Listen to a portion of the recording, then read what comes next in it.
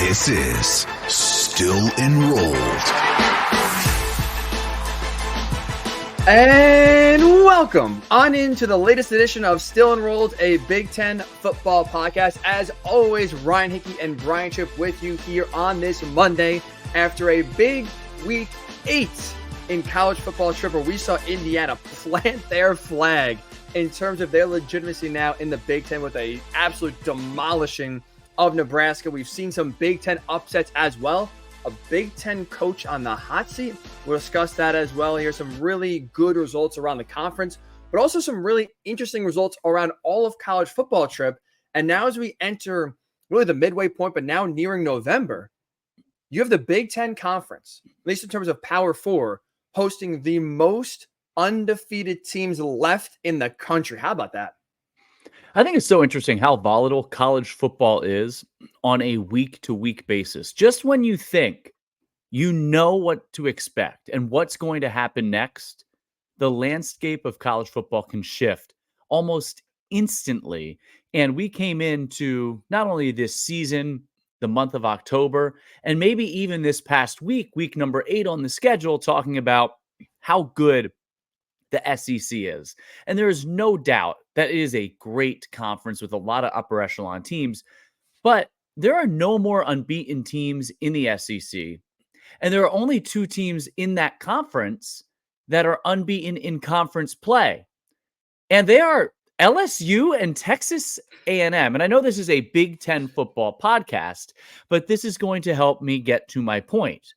Texas A&M and LSU, who play this week, are the only 2 remaining unbeaten teams in conference play in the SEC. It will be, and it has been, a war of attrition there. Who's going to be left standing at the end? And there's so much parity among the top 8 in that conference, and even beyond the top 8, when you look at the way Kentucky, South Carolina, and Vanderbilt have played at times during the course of this season, where they are beating up on each other. And right now, I think you have established in the Big Ten Oregon, Penn State, Ohio State, and Indiana, after what they did to Nebraska, you have established as those the 4 clear favorites in the conference. And we're going to get to perhaps some trap games or hurdles for those teams the rest of the way. But I think their path to getting to 12-0, 11-1, 10-2 is a lot clearer than it is some of these other conferences. And that's the shift that I saw take place in week number 8. And why that matters, right? Because you said maybe if you're a Big Ten fan, you don't care about the SEC. Here's why you should, and here's why last week's results matter.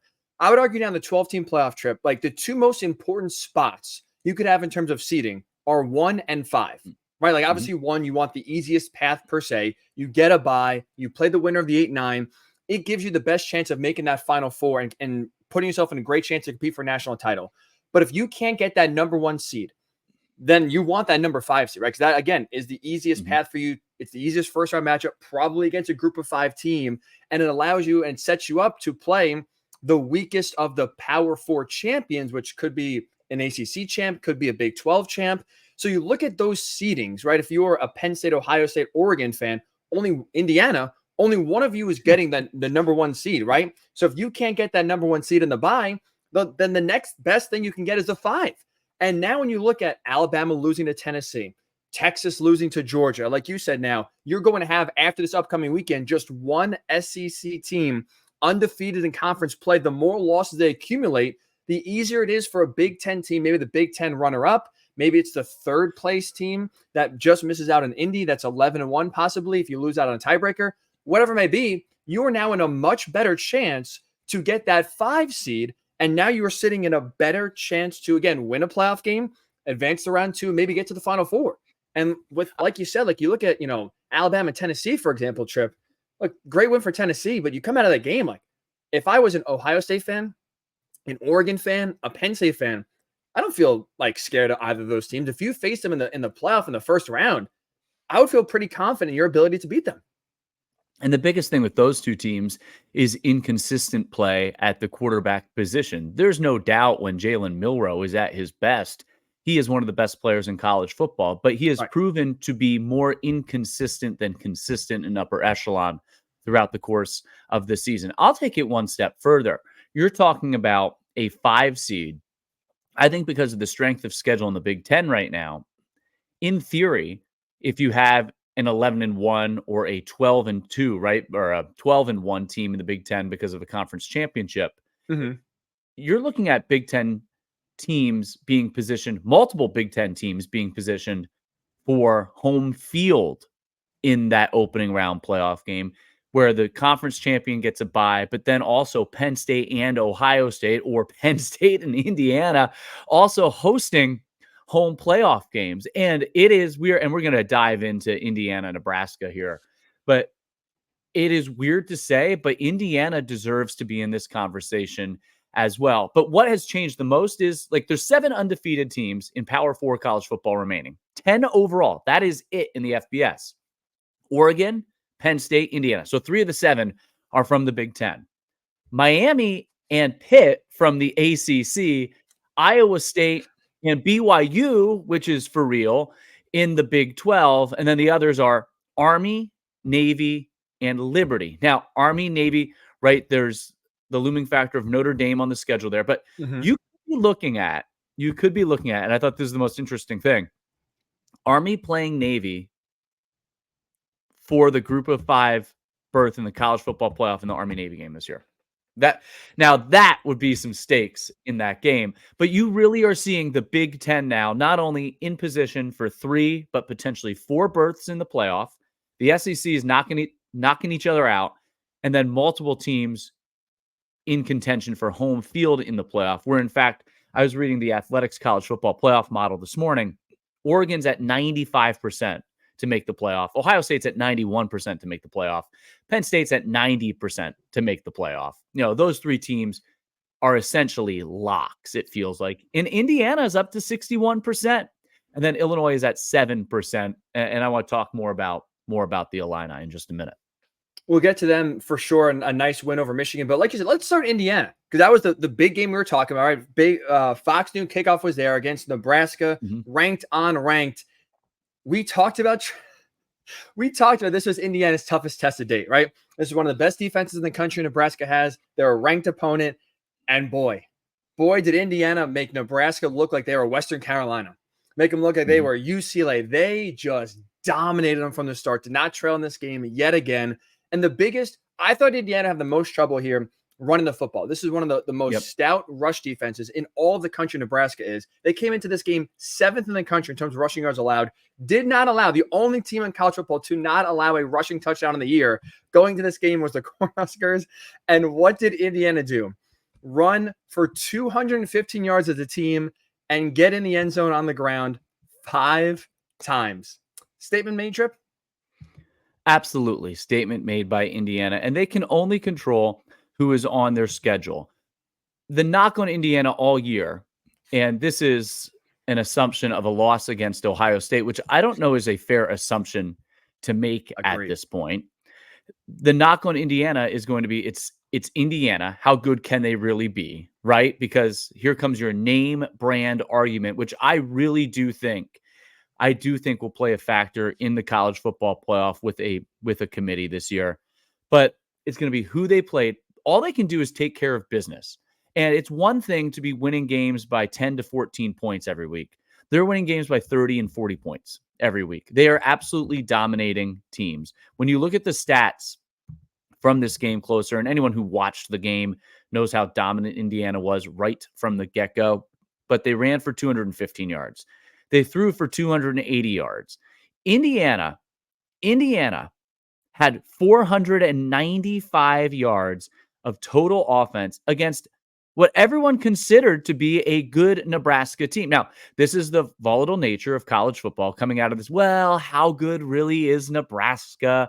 How good is Dylan Raiola? Oh, they're a young team. And Indiana is just dominating team. They can't do any more. They can't. Nebraska was only allowing 4.4 yards per play in a game. That was their average yards per play against coming into this game. And for Indiana to put up 500 yards of total offense, they've been so efficient. And this is what Zach talked about last week. Like, they have 37 touchdowns on 44 red zone trips this year. They're 54% on third down. They can run the ball. They can pass the ball. And everyone wants to talk about their offense, and rightfully so, right? That's Coach Sig's thing, Indiana offense. How about their defense? Less than 14 points per game against, less than 3 yards per carry against this year, less than 34% on third downs against. Aiden Fisher has 66 tackles. Mikhail Kamara, 8.5 tackles for loss and 6 sacks. The nose tackle, James Carpenter, with Kamara and then Carpenter on the D line. He has 6.5 tackles for loss, 3 sacks, and he plugs it up. Fisher and Jalen Walker are maybe one of the best linebacker duos in the Big Ten. And then Pons and Johnson at cornerback. This is a defense at all 3 levels that is getting it done. And again, you can point to the schedule. I get it. But the most important thing is who you are playing every week. And you look across the country. Across the conference even. The consistency in which they've shown in dominating opponents is remarkable. I mean, they are probably the most consistent team in the country. If you just think about it, they haven't had a bad game. The only, at least offensively, the poor game they had is when they had 4 turnovers against against Maryland, and still won that game by 14 points and put up over 40 points in that one. If you took their resume and replaced it with Texas Longhorns, Ohio State Buckeyes, Penn State Nittany Lions, Oregon Ducks, Georgia Bulldogs, and again, I get it, who they've played. I completely get it. But if they started the season in the top 10, they'd be in the top 5. They would be in the same position any other team is. It's just that perception and roster, and it comes back to where preseason rankings do impact the perception of a team because they've been more dominant than any team. They haven't trailed all season. They're the only team that hasn't trailed all season. They've been the most dominant college football team in America, the Indiana Hoosiers. You're 1,000,000% right. And that's why it's a disservice still at sitting there at 13. I'm with you. Like, they would be a top 5 team. They should be in the top 10 this week. For them not to be ranked in the top 10, like, I get not putting them in the top 5 because of who they played. But for Indiana not to be in the top 10, like, you go through the top 10, I get Tennessee just beat Alabama, LSU 8, Clemson 9, Iowa State 10. There's no reason they couldn't be 8, 9, or 10 this week. They shouldn't be behind Notre Dame's 12. They shouldn't be behind Notre Dame. But like, you look at those teams like you just mentioned, Clemson has a loss. And by the way, they were dominated in that loss. I get they've looked good since, but if you want to talk about strength of schedule for Indiana, well, let's talk about strength of schedule for Clemson.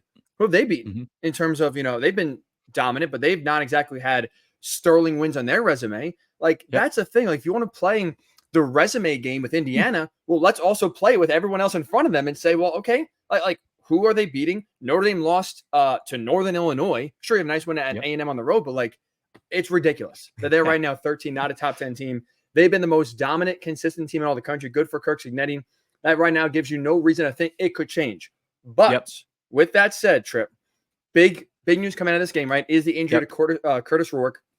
Hurt his thumb. Did not play in the second half at all. In that blowout win. Now, Cignetti said it was precautionary. Then the next day we find out, well, he's already now ruled out for the Washington game. So you're going to have Taven Jackson start, who did make 5 starts last year for Indiana. So it's not exactly like he's new to the position. So I'll ask you here, with how dominant Indiana's been, right? You have Washington on the schedule, and you're at Michigan State before Michigan comes to town. Can they win in the short term without Rourke, who's out for at least one game, but we're not sure when he's coming back? Yeah, and I know I picked last on Monday's show last week, Rourke as my Big Ten most outstanding player to this point. But this is more of a system and a culture right now for Indiana. Jackson's experienced. He looked good in relief. He did. And I think they can, 7 for 8, 91 yards, a couple of touchdowns. I think they can win without Rourke because of how consistent the entire... Rourke deserves a lot of credit. Cignetti deserves a lot of credit. But when you bring in a big-time running back from an ACC school, when you bring in the receivers that they have, the Lions played really well. Their defense has been good. There is no doubt that they can win without Rourke. That being said, and they'll be favored in every game the rest of the year except in Columbus at Ohio State on the 23rd of November. Washington is a better team than they showed against Iowa. It's at Agreed. home, though. It's at home, and it's the toughest ticket in the Big Ten this week. It's the toughest ticket. Tickets starting in the secondary market at $130. At Michigan State is also, those aren't, with all due respect to their rival, Purdue and UCLA, are Rutgers, Northwestern, aren't walking into Bloomington. They will need to, but they have shown no indication of any letdown so far. So, yes, I think they can. But for everyone just saying, oh, Ohio State's the only thing on their schedule, Washington and Michigan State are sneaky, tricky teams that have some potential coming in there and are more explosive than Nebraska. But You're right. don't have the defense that the Huskers have. And maybe, they just made Nebraska's defense they made them look silly. What you said before, I would agree with that in terms of the short term. I think you can win without Rourke right now against, like you said, Washington, Michigan State. I think even against Michigan, because it's not just a quarterback-driven team. But what does indefinitely mean, right? Like, that's what the release is. He's out indefinitely. When I hear that, I'm like, that's long term, not week to week or week to day to day. Is that just college football? Is that just a college football coach where you don't have to really say a lot about injuries besides the pregame injury report? Is that just gamesmanship? Is that we don't know? Is it, hey, this actually might be serious? Is something broken? Is it sprained? Like, what does indefinitely mean? It's very, very much up to your perception and your judgment of what indefinitely means in this case. So the good news for Indiana, we have a month, right, until they play Ohio State. You have time. What would get me concerned is the fact that, like you said, in college football, you don't have to be honest and clear with injuries. You could just say he's day-to-day, even though you could think he's out for 3 weeks. You could just say day-to-day and play gamesmanship. The fact they already ruled him out a week ahead of the Washington game is concerning, right? Like, that to me is worrisome because that shows you he's not, like, if he was close to playing, I think that they're not telling you 12 hours after the game's over, oh, by the way, yeah, Kurtis Rourke's not going to play. They said his nail fell off his thumb. I don't know if that's ever happened to you. It's never happened to me. I can't imagine that is comfortable by any stretch of imagination. With that said, though, does that, like, how that impacts your ability to throw the football? I have no idea. It sounds like it obviously have a somewhat of an impact, but not as much as maybe you think. I think he'll be back by Ohio State. And I think if you're Indiana, you would want him back by Michigan, which is 3 weeks from now, right? Because you want to play a game. I think if I'm Indiana, I want him back tomorrow, but yes. But realistically, you want him back by Michigan to at least get him back, figure out how to play with the thumb, have a bye week, then regroup to give yourself the best chance. Because I'm with you. I think Indiana has proven so far this year they can give Ohio State a run for their money. I don't think it's a guarantee, lock it up, no doubt about it, Ohio State win. If you want to truly make a statement here and at least keep it close, you need your quarterback to play in that game. And if you want him at 100%, I think you need him to at least play in one game before that to get some rust off, kind of get used to playing with maybe not 100% thumb. But what concerns me, Tripp, is that in a world of ambiguity in college football, the fact that they are so clear and honest that he's already out a week ahead of the game is concerning. No, I completely agree with you on that. And I know, like, we want to get to some of these other teams, the Big Ten, and we want to talk about the concern with USC and Lincoln Riley. But before we get to that, can we talk Indiana? Or can we talk Illinois? We just talked Indiana. Can we talk Illinois beating Michigan 21-7? I want to give Illinois some credit here because this is a team right now that has played as many ranked opponents as any team in college football.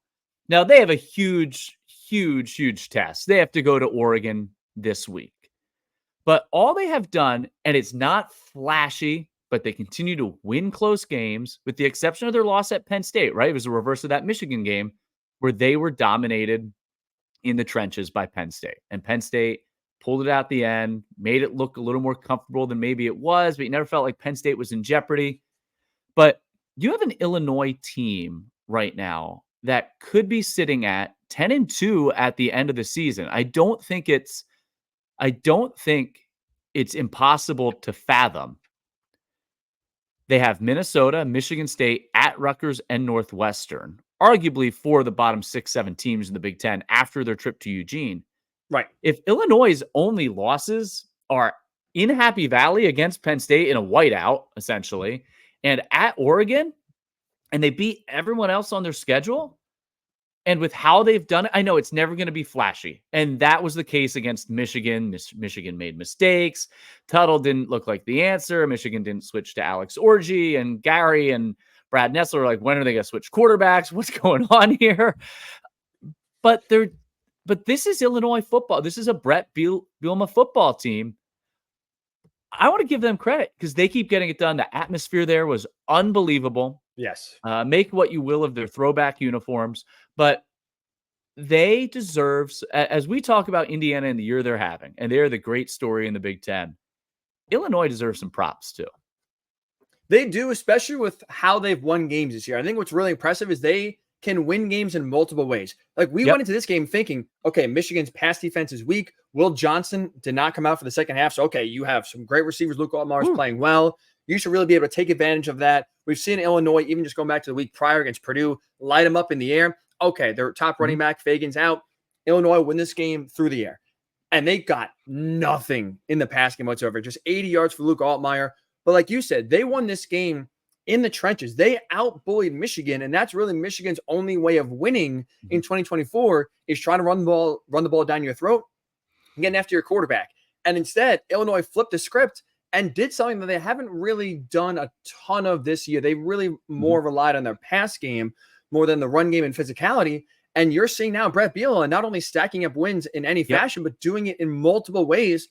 I'm with you. Illinois is one of, I don't know about unsung. I don't know if that's a fair characterization, but you are right. They're flying under the radar.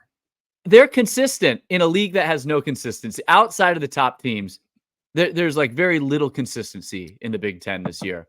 And I would argue we know what 5 teams, I think we know what 18 teams in the Big Ten are, but we know what we're going to get every week from 5 teams. There's other teams who are like, they might be good. They're not really good. They're basically as good as their record, right? Like USC has the potential to be good. Michigan, you still think has the potential to be good. Washington, Iowa. But essentially, for a lot of those teams, you are what your record is, right? Mm-hmm. I think Illinois is clearly the 5th best team in the Big Ten because they have consistently proven it week in and week out. Now, it's not going to be pretty. It's not going to be easy. And they're one play away from probably me putting them in that other category if they don't win that game at home, that a game they gave up late against Purdue and found a way to pull it out at the end. But we at least know what you're getting in Illinois. And we got a question in this week. It comes from John. And I think he kind of retracts the Illinois part of it once he learns that they're playing at Oregon this week. And you can email your questions to us. If you're watching on YouTube, you can see it on your screen, but stillenrolledpodcast@gmail.com, stillenrolledpodcast@gmail.com. And we thank everyone that's listening, and make sure you subscribe, tell your friends, yada, yada, the whole deal. But the question from John, Illinois and Indiana, more so Indiana, right? Both have legitimate paths to finishing 11-1. How much do you think brand name will impact them in college football playoff conversations when compared to a 2-loss Alabama, for example? Or, I think this is where we can then elaborate on the question, a Notre Dame, a Texas A&M, some of those brand name teams. How do you think that will impact Illinois and Indiana when it comes to, specifically Indiana, when it comes to college football playoff selection time? I think greatly. Well, I think that they won't get left out if they're 11-1, but I think also forget about just making for a second. Now, again, trying to position yourself the best you possibly can to try to win a game, you have to be, in that 5 to 8 range, right? To get a home playoff game, and maybe you want to be 9 or 10 to at least, again, try to play the team closest to your talent level. And we're seeing the fact that right now, and I know the AP poll is not the one making the final rankings. It's the College Football Playoff Committee, which will get their rankings in a few weeks. No, which the first rankings, and they can change just because that's the rankings on November 5th, which is election day, is the first day that we get to see the college football playoff ranking. Yeah. You know what? Good. I need a distraction that day. That's actually good. I'll take that. We've seen inconsistency from the playoff committee with the 4 teams where you think what you think they're using as their formula on November 5th is completely different when you get to December 12th. So I don't know that I'm going to read a ton into those rankings, but at least we might learn something for the first time on November 5th. What's tough for these Big Ten teams is you have a really crowded bubble now because you have SEC. You're going to have 2-loss, maybe even a 3-loss SEC team contending for that 12th spot, with Miami being Houdini every week. Yep. And Clemson in the ACC, and Pitt is still undefeated in the ACC, with the ACC looking like they have a legitimate chance for 2 teams. The Big 12 with Iowa State and BYU both undefeated, and who knows what else can happen back into that conference moving forward. They're in contention for 2 teams getting in. You have a really, really crowded bubble right now in college football.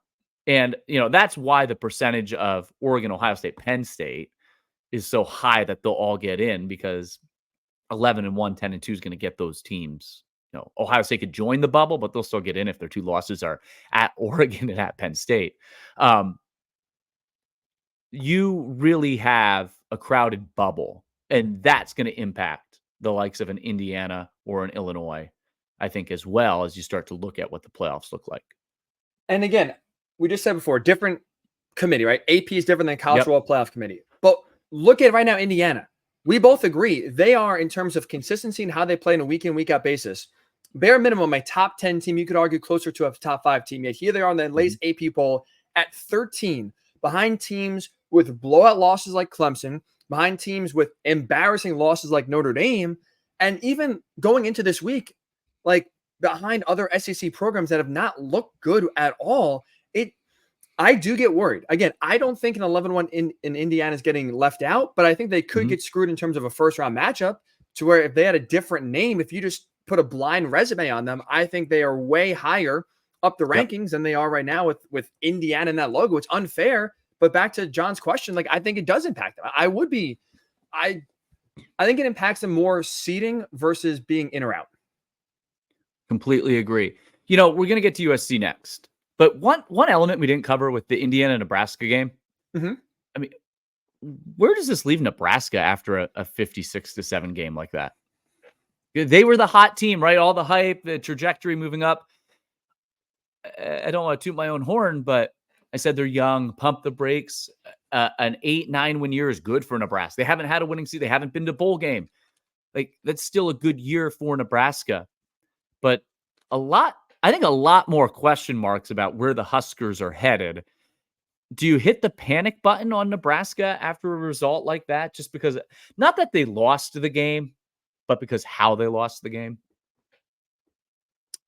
I wouldn't hit the panic button yet, just because of what you said, the youth. And I understand their defense. That's kind of their experience. That's where you hang your hat on, and they got shredded. But really, for Nebraska to be a year in, year out playoff team, right? It's going to come down to their offense. That's what it is in really college football. This is an offense-driven sport.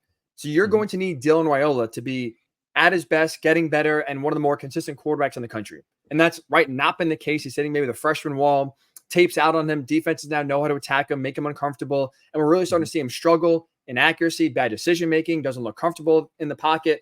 I would not hit the panic button yet, just because I think this is part of the growth. And to your credit, I definitely got over my skis and excited when looking at Nebraska's schedule and how he played early. This is the trials and tribulations of handing over your program to a true freshman quarterback. And I think you're going to see these ups and downs. I think you need at least I would hit the panic button if I was Nebraska this time next year, if we don't see much improvement. If Raiola still is struggling and making the same mistakes and the coaching's not helping him and there's not plays being made on offense. I get this is ugly. I get their defense was the one that got exposed. But I think overall this year is more of a growing year. Like you said, they can get to a bowl game. I think that's a tremendous accomplishment here for a team that's not made it in a while. And build off of that, I think this is kind of one of those things where you ran into a hot team, the real hot team. And when you have just so much inexperience on offense, I think you pay the price for it. And maybe we should have saw this coming as we transition to the other bad in the Big Ten this week. But USC suffered really its season with the expectation you always have at USC. Season ended by Penn State in overtime, a game that they were in firm control of, could have won in regulation, then having to fly across the country to play a sleepy atmosphere. It's kind of Maryland. I know they rushed the field at the end for beating a 3-4 teams. Really interesting decision. But you have Maryland. You have Maryland. Not you go wrong. in there, a team that we have identified to our credit, right, as can be a little bit dangerous because of the receivers, and Prather and Edwards had a really good game for them. But USC going on the, if I saw the funniest tweet, and I don't think it's accurate, but someone said USC is just beach Purdue.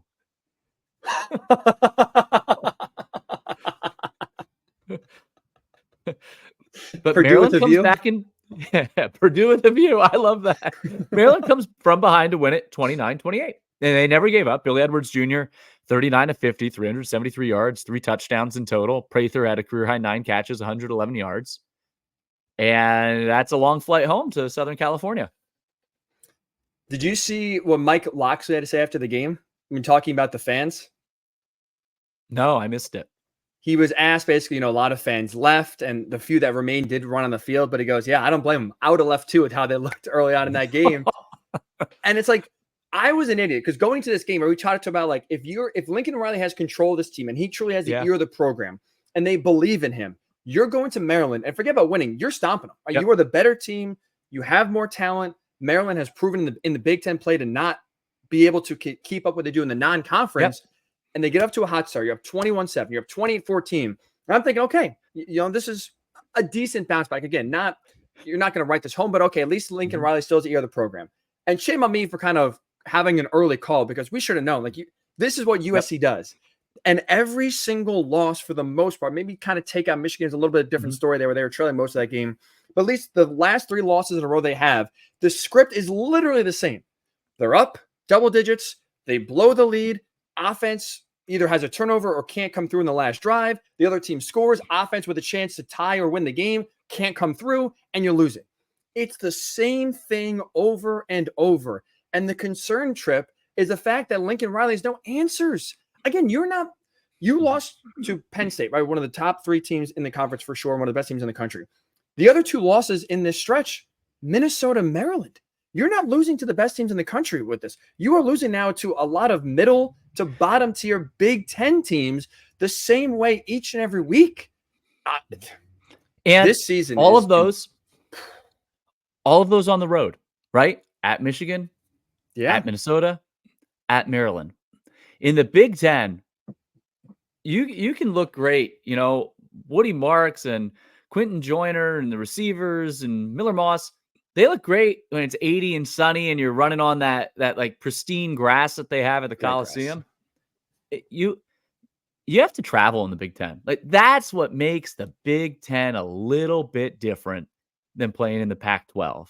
And you get tough environments, you get physical team. I'm not calling Maryland a physical team, but you have to play smash mouth football, and you have to play a brand and style of football that travels. And you have to be gritty. You have to be tough. You have to overcome adversity. And they just haven't been able to do it. They haven't proven it. They haven't proven it. And I think it takes time to learn and adapt to the conference. I'm really curious yet when Oregon has to go to Ann Arbor, right? Like that, I'm really curious when Oregon has to go to some of these places in the Big Ten, how they'll respond to it. I think they're a great team, but I'm still curious how they respond to it. Look at what Look what happened with Washington, a team that we thought was rising with Will Rogers. Look what happened when they had to go to Iowa City. Not good. You're right. Not good. Also, what's not good and concerned about USC, one of the things we are questioning, right, going into the new conference, was their toughness, number one, but also how would you play in Big Ten weather? They have lost 4 games, 3 of them on the road, and none of them in cold weather. Like you can't. It's not November yet, right? Like that game in Maryland was a beautiful day. Minnesota, it was a nice night. You have not even played in some ugly Big Ten weather environments that truly test your love of the game, number one, and just your ability to play tough physical football. And Trip, that's what look, there are a lot of alumni. Lendell White called on Twitter for USC to give Lane Kiffin or give Lincoln Riley the Lane Kiffin treatment and leave him on the tarmac at College Park. Matt Leiner posted a video very, very concerned. So you're having some prominent alumni now speaking out on their concern of the state of the program, where a guy that was leading it was supposed to bring them out of the doldrums and they're lead them to the promised 500. land. They're 500 in their last 22 games and 5-9 in their last 14 games. And you and I both found the stat. I know we both shared it, but it's worth repeating. USC has held a fourth quarter lead in all 7 games and has a losing record. Over the last 20 years, over 200 teams have held fourth quarter leads in all 7 games. Only one other has had a losing record, and they sit at 3-4 right now. And I told you, coming into the season, the coach that I thought was under the most pressure in the Big Ten was Lincoln Riley. I think Lincoln Riley is on the hot seat. I think he was to start the year, and I think he is now. I don't know how you feel about this. If I'm USC, they're going to be 6-6 this year. You look at the rest of the schedule, you still have some challenging games. They've given you no reason to believe they can really beat anybody, maybe outside of UCLA and Purdue in the Big Ten with some of the losses they've had. So this has a 6-6 season written all over. Don't write off UCLA. Don't write off UCLA. Every week they're getting better. That's true. Getting better every week. Nice win over Rutgers. We'll get to them here in a little bit as well. But let's just say it's 6-6, right? Yep. After a 7-5, disappointing 7-5 of Caleb Williams. If I'm USC, I would fire Lincoln Riley. I don't think it's an overreaction. Here's why. Because when you look at a Lincoln Riley coach team, forget just with the Trojans, but also Oklahoma, they have never been tough. And I think you need to be a tough team in the Big Ten. You are seeing that lack of toughness really come back to bite them in every loss they've had. Lincoln Riley's never shown the ability to have a tough, hard-nosed football team in a week-in, week-out basis. And I do think, Tripp, there is something here with his lack of accountability, where he does get upset about questions, where he tries to push back on people asking hard, fair questions. And I think for me, a lot of that is him just trying to ignore the reality and try to live in a different world, because the same issues keep on popping up for USC every single game. Nothing is getting changed, which tells me Lincoln Riley's not either being truthful with himself, being truthful about his team, or realizing what the problems are. So if you're making this guy one of the highest paid coaches in all of the country, and he can't figure out what's wrong, make changes, and he has never proven to lead a true tough program, what is the reason to keep him around? Where is the optimism, if you're a USC fan, of a turnaround under Lincoln Riley, where you are going to be right up there, which I think the expectation was right when you hired him, right up there with Oregon, Ohio State, Penn State. You are nowhere close, and there's nothing in Riley's track record that to me is proven, at least, that you can believe he can get you there at any point. It's a very powerful booster network. We saw what happened with Lane Kiffin, Clay Helton, the whole, if they want to do it, they'll have the booster support to do it. I think ultimately he gets one more year. I don't think USC will fire him after this year. Again, there's still a couple of weeks to see how it all plays out. It could be a disaster the rest of the year. I think he'll get one more year. But if you're Lincoln Riley, do you try to get ahead of it? And hey, here's an NFL OC job. Hey, here's an OC job, a reclamation. Chip Kelly went from being the head coach at UCLA to the offensive coordinator at Ohio State. Who gets the Florida job? Who gets the Florida State job? Do you explore other avenues?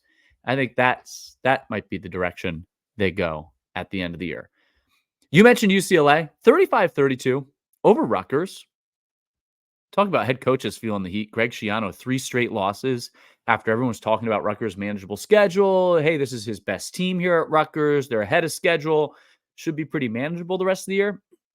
They're a disaster, but UCLA, every week getting better, and they punch through this time, right? They punch through, and they win a game 35-32 across the country, on the road. That's a really good feeling for UCLA. You talked about the great game Garber's had. Credit to Sean Foster, because he looked like a guy in way over his head. And they've been competitive. And that's a good win for UCLA. And like you said, the biggest thing for them is constant improvement. no one expected a lot from UCLA. No one was thinking this team was going to be competitive even. And I think, like you said, it's really encouraging to see this team each week getting better. You could call it a coincidence. You could call it fitting that on Thursday I said Ethan Garber should not be starting. This is a mistake by UCLA. And he has his best game of the season, best game of his career, 5 total touchdowns, doubled up his passing touchdowns on the season. He had 4 coming into this game, threw 4 against Rutgers. No turnovers for the first time all season in a game. He was outstanding. But I think like credit to UCLA. But I'm with you. Like, I think the bigger takeaway for me is Rutgers. What the hell is going on? You used to rely on your defense, and the offense was the problem. Now all of a sudden the offense looked better and the defense couldn't get a stop. They just have not been able to put all 3 phases together. That was the case against Nebraska. It's the case here. And what this sets up for is a great one. Friday night, Greg Schiano and Rutgers, 11 p.m. Eastern, going to visit across the country Lincoln Riley and USC. What do you think there's a bigger number of Rutgers fans staying up late to watch that game or USC fans in the building? Because at the same time, or maybe I guess a little bit later, I should say, excuse me, you have game 1 of the World Series at Dodger Stadium on Friday night. I can't believe you just brought up baseball. How are you doing today? Everything okay? No. I am wearing black because I am mourning the loss of the Mets season. It sucks. Yeah, I saw you grimacing when you came on. There it is, of course. That's Philly's finest right there, folks. Brian Tripp, who somehow still manages to talk crap even after the Mets beat his Phillies. But hey, congratulations, right? Your World Series was won. The Mets are not winning it. This was legitimate concern about your well-being. I was a little late to the pod this morning. I was trying to wipe away some of the tears. No more OMG, no more grimace. It's all dead. It's all over. But that's going to be, 11. That game a month ago, I was very excited for. USC Rutgers. I work late, so I kind of actually works for my schedule, 11 o'clock at night. Yep. A few weeks later, Fox is maybe double thinking that one there in terms of that. What is your schedule these days?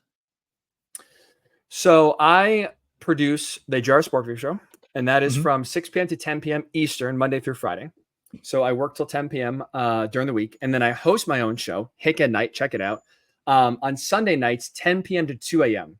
So I will host my radio show till 2 a.m. on Sunday night, really Monday morning. Get back to my apartment around 3:30. Try to take a little bit of a nap, essentially what it is. Wake up and come here and record the pod with you Monday morning. When do you record the shower videos? I got to bring those back, I think. It's been a while. Wait, can you explain what someone listening to the pod for the first time be like, oh, excuse me? So, very fair. I'm trying to make a name for myself, right? And the one thing the internet is flooded with is people giving sports takes. So I figured, okay, how can I be different? How can my voice cut through? Well, everyone is doing it in front of a camera like we are. They have a microphone, whatever. They're walking on the street, whatever. So you know what? No one's giving sports takes in the shower. I don't know about you. I always bring my phone in the shower. Like the first 10 minutes of every single shower I take. No. I'm on Twitter, social media, texting. In the shower? Like, in the shower.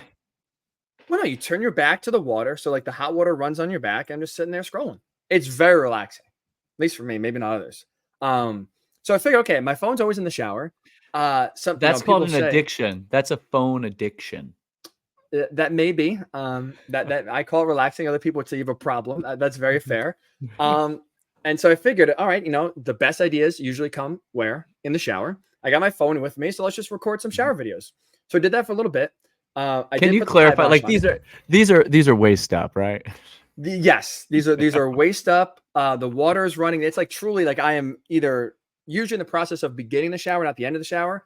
But this is not for show. This is not like I'm just going to run the water and make it look like it. No, this is full shower. But yes, waist up here. This is not OnlyFans. But anyway, so I retired that about a year ago. But you'd be surprised how many people have brought it up. So maybe I'll start doing this show from the shower. Maybe the Big Ten takes will get better with some hot water and some steam. I'm trying to think desperately of a smooth I think it was important that you elaborated on that, but I'm trying to think of a smooth transition to our next topic out of How that. about this? I don't Thinking clearly. How about Michigan State? How about those Spartans? You want to take a victory lap? I'll take a victory lap. Nice win over Iowa. did I pick them? You picked Iowa. Oh, did I? I Did you picked pick Michigan State. Oh, good for you. Yeah, great. We got one right finally. Aiden Childs, only one turnover. Who did I had Northwestern over Wisconsin? Whoops. Wisconsin looks good. They look real good. Happy Valley. Penn State leaving Happy Valley. They got to go up there and play Wisconsin. Ooh, So speaking of which, you brought this up earlier, right? The top 4 teams: Oregon, Ohio State, Penn State, Indiana. Mhm. 3 of them undefeated. Ohio State obviously with 1 loss.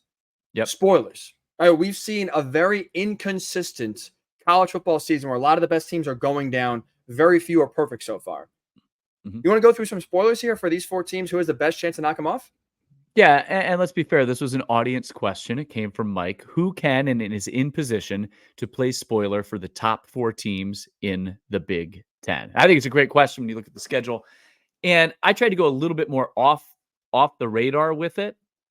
Let's start with Oregon. And I think it is their trip to Madison, the way Wisconsin's trending right now, on November 16th. So I think it's Wisconsin. And because of how, look, it has not been good opponents that Wisconsin has beaten. But we just talked about at the top of the pod. Why do we like Indiana? Because they're beating and dominating teams they should. Wisconsin's doing that right now. And it looked like when Van Dyke went down, they're getting better quarterback play. They're playing better defense. They've kind of figured out who they are. I also think for Penn State, it's at Wisconsin this week.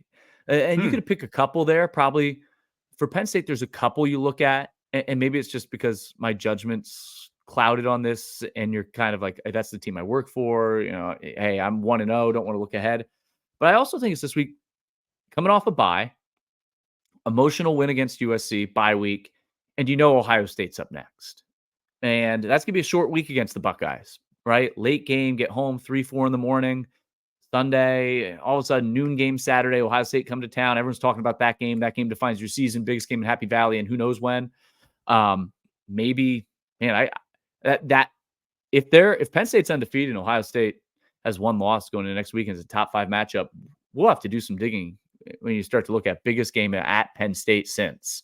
But Penn State at Wisconsin this weekend, all of a sudden, night game, Camp Randall, Wisconsin playing better, Penn State off a bye. That becomes, for me, a potential spoiler for them. So I look at Wisconsin as a team that can play spoiler in the league. For other ones, we just hit on really quick, and we probably should have spent more time on it, but all the field goals from Kim. Michigan State hosts Indiana in 2 weeks, and depending on the status of Rourke, that's the one for them. And then there's 2 for Ohio State. It's Indiana on the 23rd of November. And for whatever reason, it's Michigan. It's Michigan on the 30th of tough back-to-back games to end the year. Yeah, that's mine for each team. That's how I think it's a great question by Mike. Who can play spoiler, outside of your Penn State, Ohio State matchup or your Ohio State, Indiana matchup, which I know I just mentioned. But I think Wisconsin and Michigan State, Washington are kind of those teams. You look at those schedules upcoming, those are the ones to watch. And I think this time of year too, and I know you want to tell you, but you look at, following an emotional win, or, hey, we know we have this big game on the horizon. Who gets overlooked plays a factor in what those spoilers or traps are for teams. That's actually the theme of my answers, because I do think for Oregon and Penn State, for me, don't have the biggest spoilers of Wisconsin, in part because I think you're going on the road, which I think also heightens your awareness. For Penn State specifically, right? You're in Camp Randall at night, which I think does heighten, I think you're more up for that game versus if it's Wisconsin off a bye, or it's a sleepy noon game. I think it's different. But I think going for Oregon, going to Wisconsin for the first time, for Penn State going to Wisconsin for a night game, I think your intensity, your antennas are up more than they could be. So I think both teams come out sharp and win. Wisconsin, which is tied for 4th place in the Big Ten with only 1 conference loss right now.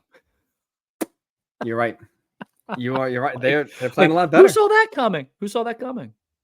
And a game which they're up double digits over USC. The only, ironically enough, USC's only Big Ten win came in reverse of how they've blown all the other ones so far. Wisconsin's 2 losses, or they got killed at home by Alabama, and then blew a game at USC. They're good. Didn't look great to start. Didn't look great to start the year. Beat teams they should beat close, but now are beating teams. Yeah. When you talk spoiler, though, I think in college football, like that happens when you have a letdown, because like Oregon, Penn State, Ohio State, and Indiana, right? We talked about these are the 4 best teams. If they are locked in and focused, I don't know if anyone below them beats them. So I think you have to have a combination of, we're not up for this game. We're going to overlook them. I look for Oregon. Biggest spoiler, I think, Maryland at home. Again, maybe your guard's a little bit down. Maryland's making that West Coast trip all the way out to Eugene, and you have the game at Michigan the week before. You have the game at Wisconsin the week after. So that's sandwiched in between 2 Big Ten road games that are going to get a lot of attention. I think if you're Oregon, that could be a potential letdown spot. And we saw on Saturday, and we've really seen all season, Billy Edwards Jr., Ty Felton, Caden Prather, like Maryland can put up some points here. And we did see Will Howard be able to move the ball and have a lot of success in the air. So if Oregon has trouble stopping the pass, and we could see that dynamic offense for the Terps can get going here, I think that's a spot where if you're Oregon, maybe should be on your radar in terms of spoiler a little bit more than just look around and say, okay, that should be a win. I think kind of those games are the ones you have to worry about. Speaking of which, for Penn State, I look at the second to last game of the year at Minnesota. Just because that is Minnesota's playing tough, you probably have some sort of elements there, whether it's sleet, snow, cold. Oh, not that. Come on. I'm going to be on the sideline. Come on. And you've had some bad weather luck this year, man, too.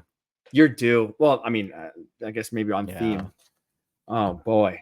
But, like, if the elements – I think Penn State has proven they could – like, they have an offense. They're not finesse. They can run the ball down your throat, play tough defense. So I don't think, like, snow is going to throw their offense off like it would for a team like USC, for example. But I think that's a game where I think that maybe it's just the Penn State fan to me going back to 2019 and seeing them lose that game. But that's one that's a little bit of a concern. Ohio State. Just go on to Indiana. Just don't. I was going to say, I was going to try to make a case for Northwestern on the road at the practice facility. No, just go on to Indiana. It'll be Indiana. And then finally for the Hoosiers, I actually look at this upcoming week against Washington because, I mean, there was a lot of hype going into this game, sold out. There was a lot of energy. You blew out Nebraska, blew them out. But now no Kurtis Rourke, which again, we talked about that Indiana is good enough to where they're not QB solely dependent on their success. Jackson should come in and still be able to run the offense well. But I agree with what you said earlier. Washington is a lot better team than the last time we saw them when they got their doors blown off by Iowa, where Iowa's offense looked like, one of the best offenses we've ever seen in the history of the Hawkeyes. Coming off a bye.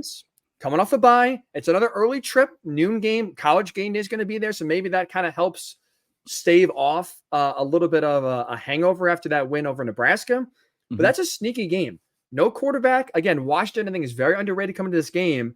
If you're Indiana, your antennas have to be up. Kirk Cignetti's giving you no reason to believe he's going to overlook an opponent, but it is 18 and 22-year-old kids, right? We know that they can kind of maybe start feeling themselves. Indiana's got a lot of play the last few weeks. Again, game day there, they're going to get a lot of attention this week. That's a game that I would be a little nervous about if I was a Hoosiers fan. I think it's fair.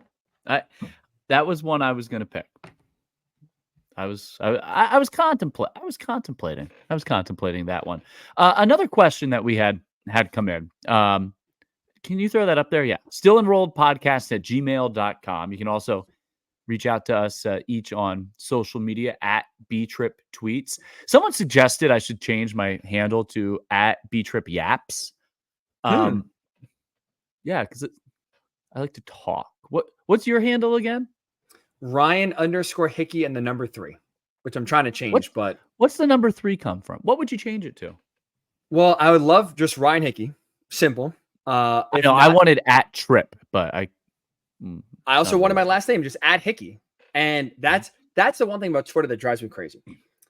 You like the people and the that person that had it, they haven't even been active, and I can't get it. Same. The people that squat on these goddamn names, do not use them. Take them off. The person, like, they literally have like I could tell that some of the followers they have, people think it's me, and they have like 5 followers. They have no tweets. Get them Why off. are they? Do they have bad hot takes too? No, they don't tweet. I Look, was if you thinking wanna of you. I went to brunch yesterday morning in Philadelphia. I was in Philly for the weekend, and I got a hot cake. And but having a hot cake reminded me of, crap, I gotta do that podcast tomorrow with hot take. Oh, that sounded like you were dreading that. Okay, I thought it was gonna be a positive. It's a negative. Alrighty. Sheesh. What's the most challenging or important thing for Penn State? This is from Jake. For Penn State to get right in this upcoming stretch between traveling to Wisconsin for a night game, then the short week game of the year against Ohio State. Kind of ties into what we were talking about. Do you want to take that first, or you want me to? No, I'm interested in hearing what you have to say. I would say the biggest thing is getting off to a better start in the first quarter, offensively and defensively, because we've seen Penn State for a majority of this season struggle on both sides of the ball in getting off to quick starts. The offense has struggled to move the ball, score points. The defense has given up points. And I think when you look at Wisconsin, who is playing a lot better than even we thought maybe a month ago with where they would be now, to losing Tyler Van Dyke, if you, maybe not to Wisconsin, but if you get down early to Ohio State, you're not coming back the way you did against USC. You're not coming back the way you did. I completely agree with you, but for a different reason. Oh, because if you get down early against a Wisconsin, a Minnesota, Washington, Purdue, if that's plausible, Maryland, all of a sudden you give teams that have no reason to belief. That's why. Of like an upset bid is what you're saying. Yeah. If you, the longer you let a team hang around, the longer on the road you let a team hang around, their fans are in it. I think it's, you can't do it against a great team. You need to play 60 minutes to win big games. But I think it's equally, if not more important of a concern against teams that you're supposed to beat, because then you let them hang around and you give them belief. You got to go on the road and say, we're the better team, and stamp that belief right out. Take the crowd right out of the game. I agree. And again, if you're Penn State, right, you have eyes not just on obviously not getting upset, but you have eyes on beating Ohio State, making the playoff, winning a playoff game, winning maybe multiple playoff games. It's tough to constantly 12% chance to win a national. Sorry, 12% chance to win a national championship, according to The Athletic. Something. That's something. If you want to win that, that's not insignificant. Not low. But part of getting there is, I think, getting off to better. Like you talked about before, Miami, the high wire act that the Hurricanes have pulled off every single week, where they've won some miracle games, which they have no chance of doing it. It sounded by the tone of your voice, with the help of the refs. It sounds by the tone of your voice, you think they're going to get got at some point. I think they may have gotten through all the places where they would get got. Then at least in the you can't play the way Miami has and win a playoff game. Penn State's the same thing. Like you can't get down 14-3 early in a game and try expect to come back. It's worked against Bowling Green and USC, Ohio State, and whoever you play in the playoff. It's not going to be that easy. I think for me, go back to the question. You got to get off to a faster start. You got to give yourself. Like whether it's taking a bad team out of it early, or give your home fans belief, in the case of Ohio State in 2 weeks, of we can play with this team and inspire confidence going forward. Their defense has played well enough in the second half to win a lot of games. They've made the adjustments. What we haven't seen from the Penn State defense, because of first drive scores allowed against and early scores against, you're waiting for that defense. And as good as Denai Dennis Sutton and Abdul Carter were, Jalen Reed has been really, really good as a safety. We haven't seen the defense make a game-changing play in the first half of a game. A big pick, a fumble, a score, a sack, the negative plays. I think that's where the faster starts come from for Penn State, is the defense making, not just getting a stop, but making a game-changing play to flip field position. Their field position hasn't been great. The offense has had to go long drives, sustained drives, big explosive plays. I think that comes from the defense for Penn State. Great question, though. That's a great question. Speaking of which, you want to look ahead really fast here to the upcoming weekend? Sure. Nebraska at Ohio State, Washington at Indiana, the most expensive ticket in the Big Ten this week, Illinois at Oregon, Penn State at Wisconsin. That's a pretty good slate of games this week. You don't have a top 10 matchup, but I think a lot of games in there that create some good intrigue this week. And I think the teams at the top, in one way or another, will be tested. I left out Rutgers at USC. How dare I? Yeah. Sorry, shame I on didn't me. say what you were going to say again. No, I was going to say you have a lot. I think the top teams tested in different ways.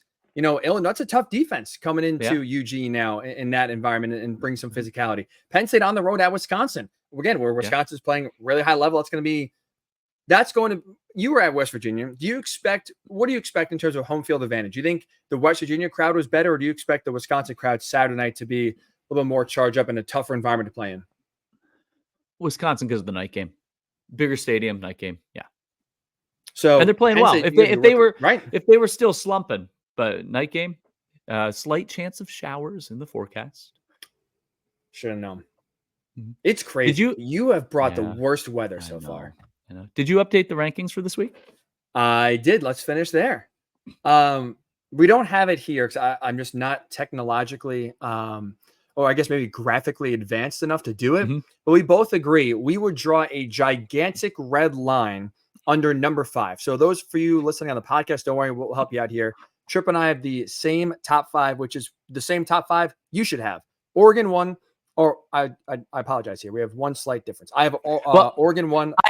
I have 1A, 1B, 1C. So fine. Oregon, Ohio State, Penn State, top 3 easily. Right below them, Indiana, Illinois. That is the top 5 in the Big Ten. There's no doubt about it. And we both would agree, Chip, right? After Illinois, number 5, gigantic red line drawn underneath because there is a clear delineation between those top 5. We can even separate the top 3 from everyone else, the top 4. But really, after Illinois, from 6 to 18, we could have probably 10 different variations of rankings, and it's tough to argue. It is the wild west. I would say teams, Wisconsin, Iowa, Michigan, Washington, Nebraska, Michigan State, Minnesota, UCLA, Maryland, like Rutgers, just put them in a hat and pick them out because there's some teams that are a little more dangerous than others. There's some teams that are more consistent than others. Some that will beat you with offense, some that will beat you with a run game, so that have played better defense. But it's just so, like we talked about, inconsistent. Not that they're bad teams, but really inconsistent week in and week out. One team I want to give credit to, and I think that's... I like how you spelled Minnesota there. Did I spell it wrong? No way. Where's Minnesota? Right side, number 12. No, right side, number 12. Oh, my God. Wow, you have Minnesota 6. I like the way they're playing. And again, I think it goes back to was maybe, okay, you want to argue should Wisconsin be ahead of Minnesota? I think we can have a discussion there. But I think it also goes back, my 6 through 10, Minnesota, Wisconsin, Michigan State, Maryland, Washington.